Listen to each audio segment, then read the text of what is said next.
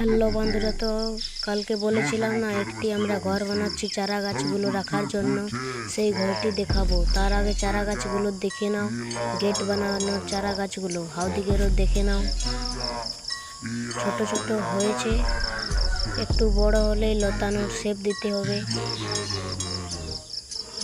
আমার কাছে কিছু জবা গাছের চারা করা আছে, সেইগুলো টব এখন ফাঁকা নেই বলে লাগানো হচ্ছে না, সেগুলিও লাগাবো।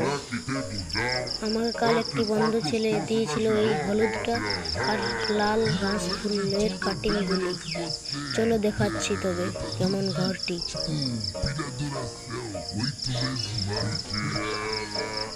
দেখে নিও চারা গাছ রাখার জন্য। এইটি হলো সেই ঘর। এই ঘরে চারা গাছ রাখলে ভিজবে না আর মরবেও না। এইটি সেই ঘর। তো ধন্যবাদ, আসবে আবার কালকের ভিডিওতে। ধন্যবাদ।